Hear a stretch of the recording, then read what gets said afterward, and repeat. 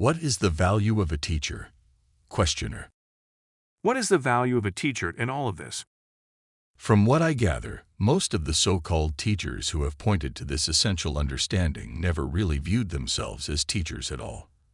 There is something artificial about turning all this into a formal relationship between a teacher and student, as if there are separate individual entities and something that the teacher has that the student needs to get. Nevertheless, in practice, there are what appear to be teachers and students.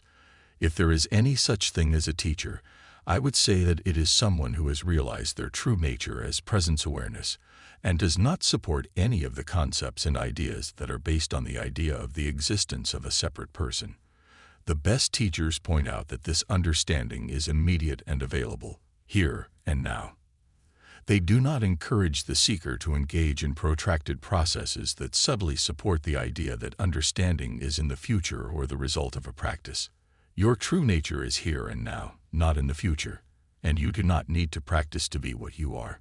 Even talk of awakening and liberation is a diversion from the immediacy of what is being pointed to.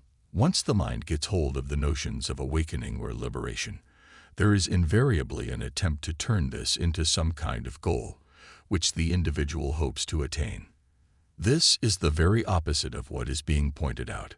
A good teacher, as defined above, can be immensely helpful in pointing out clearly what your true nature is in no uncertain terms. In classical Eastern spirituality, having a teacher is pretty much considered a prerequisite. Some current teachers downplay this aspect, but it cannot be denied that various traditions have been pointing to this type of understanding and have a highly developed culture and history of teachings around it.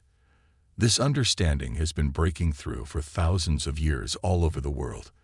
The whole process, if you can call it that, has been discussed, documented, debated, and experienced from just about every imaginable angle. Oddly, though, recorded words and sayings do not seem to be enough to trigger the understanding in a direct way for most seekers. They give a hint or taste, but cannot fulfill the heart's deepest yearnings. Thus, for a lot of us, there arises the need for a living contact. I know there are cases of spontaneous understanding, but they do not seem to be all that common. On the other hand, there are hundreds, even thousands of records of this understanding happening in the context of a teacher and student relationship. What is the key here? Well, I can talk from my experience with Bob Adamson. He knew what he was talking about. He lived the experience. Because of this understanding, he was able to focus on the key points and avoid all the irrelevancies. He had been guided to this by a superb teacher, Sri Nisargadatta Maharaj. Most importantly, there was a powerful presence or energy behind his words. I would not call it anything mystical, just a confidence and clarity born of knowing. It is hard to understand this until you actually experience it. I keep saying in various ways that this understanding is not dependent on time, but rather on seeing what is true.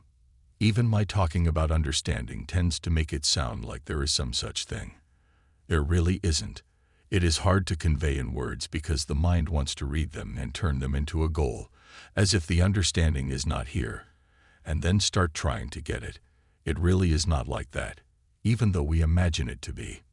When I met Bob and talked to him, he blew me out of the water, as they say. I felt like a train hitting into the side of a granite mountain. Full stop. I am not implying it was a painful or dramatic experience, but rather the machinery of the mind just hit an impasse, due to the simplicity of what was being pointed to. In various words, the essence came down to the following. What is pointed to is the very sense of presence and awareness that is here right now. It is fully present, fully realized, and fully known. The mind balks at this. It wants something tricky, mystical, or subtle. The mind will never get this. Period. I may never have understood this had Bob not picked me up, metaphorically speaking, and thrown me headlong into it. The moment I tried to bring in my mind and questions, he would push me back into the fact of the immediacy of this present awareness.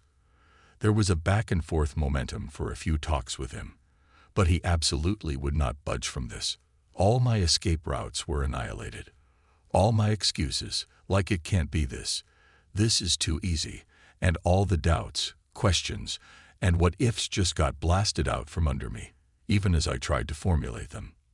This is why I have such a high regard for a good teacher. Of course, without that type of guidance, the seeking may go on ad infinitum, a waste of time, if you ask me. In the last analysis, though, all that is being pointed to is the fact of your own being. Knowing your real nature is the essential point. So, whether you come to this knowing spontaneously or with the guidance of a teacher ultimately does not matter. One way or another, you just need to see the essence for yourself.